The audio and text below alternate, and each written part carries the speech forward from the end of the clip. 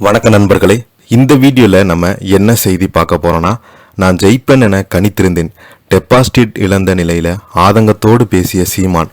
இணையதளத்தில் வைரலாகும் செய்தி. வாங்க என்ன தகவல் என்ன செய்தின்னு இந்த வீடியோவில் விரிவாக பார்க்கலாம். அதற்கு முன்னாடி நம்ம சேனலை ஃபஸ்ட் டைம் பார்க்குறீங்கன்னா சப்ஸ்கிரைப் பண்ணாதவங்களாம் சப்ஸ்கிரைப் பண்ணிக்கோங்க.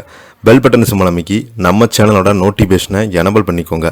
நாங்கள் போடுற வீடியோ எல்லாமே உங்களுக்கு உடனுக்குடனே வந்து சேரும். வாங்க என்ன தகவல்னு இந்த வீடியோவில் பார்க்கலாம்.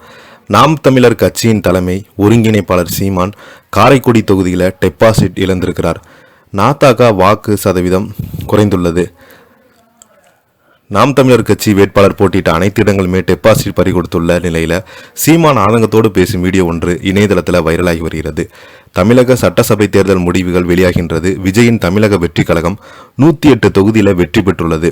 திமுக 73 இடங்களையும் அதிமுக 53 இடங்களையும் வெற்றி பெற்றுள்ளது. சீமான் தலைமையிலான நாம் தமிழர் கட்சி ஒரு இடத்தில் கூட வெற்றி பெறவில்லை. அனைத்து இடங்களுமே டெபாசிட் பறிகொடுத்திருக்கிறது. சென்னை முதல் கன்னியாகுமரி வரை 234 தொகுதியிலும் தனிநபராக கூட்டம் போட்டு பிரச்சாரம் செய்த நாம் தமிழர் கட்சியின் தலைமை ஒருங்கிணைப்பாளர் சீமான், ஆனாலும் அவருக்கு கடந்த லோக்சபா தேர்தலில் கிடைத்த 35 லட்சம் வாக்குகள் கூட இந்த தேர்தலில் கிடைக்கல. அப்போது கிடைத்த 8% ஓட்டுகள் அவருக்கு மாநில கட்சி என்ற அங்கீகாரம் கிடைத்தது. ஆனால் அடுத்த தோல்வியிலேயே அந்த வாக்கு சதவீதம் அனைத்துமே மாயமாகிவிட்டது. இந்த தேர்தல் அவருக்கு 19,72,000 வாக்குகள், மொத்த ஓட்டுகள் 4% மட்டுமே இந்த தேர்தலில் கிடைத்திருக்கிறது. சீமான் போட்டியிட்ட காரைக்குடி தொகுதியில் அவருக்கு 4ஆம் இடம் கிடைத்துள்ளது. டெபாசிட்டை பறிகொடுத்துள்ள சீமான், தமிழக வெற்றி கழகம் தொடங்கப்பட்டு 2 ஆண்டுகளில் ஆட்சி அமைக்கும் அளவுக்கு வாக்குகளை வாரி வழங்கிய தமிழக மக்கள் 15 ஆண்டுகள் களத்தில் நிற்கும் சீமானுக்கு ஏன் வாய்ப்பு வழங்கவில்லை என்ற கேள்வி எழுந்துள்ளது. இந்த நிலைமை தான் ஆதங்கத்தோடு சீமான் பேசும் வீடியோ வைரலாகி வருது.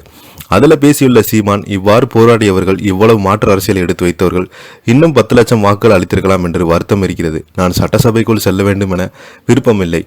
நாட்டை வெல்வம், 2-3 சீட்டை வென்று என்ன ஆகப் போகிறது. ஆனாலும் போயிருக்கலாம். இந்த தமிழ் சமூகத்தின் குரலாக சட்டசபையில் பேசியிருக்கலாம்.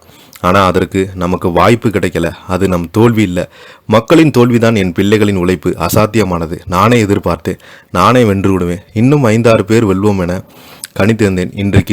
இன்றையெல்லாம் நாளை செல்வோம், பெரும் பாடுபடுவோம். இன்னும் 10 ஆண்டுகள் போராடியும் உறுதியாக வெற்றி பெறுவோம். அதில் எந்த மாற்றமும் இல்லை. எந்த காலத்திலும் தடம் பெறல மாட்டோம். தன்னலத்திற்காக சமரசம் செய்து கொள்ள மாட்டோம். நமக்கு அப்படி ஒரு தோல்வி தேவையில்லை. 100 விழுக்காடு மக்களை நம்புகிறோம். மக்கள் நம்பும் வரை போராடுவோம் என தெரிவித்திருக்கிறார். இப்போ பார்த்தீங்கன்னா இந்த வீடியோ சோசியல் மீடியாவில் வைரல் ஆகிட்டு வருது. நிறைய பேர் நாம் தமிழர் கட்சி இவ்வளவு படுதோல்வி அடைந்திருக்கு முக்கிய காரணம் சாட்டை துரைமுருகன் அவர்கள் தான் என்று குற்றம் சாட்டி வருகிறாங்க. இதை பற்றி நீங்கள் என்ன நினைக்கிறீங்க? கீழே உள்ள கமெண்ட் பாக்ஸில் மறக்காமல் பதிவிடுங்க.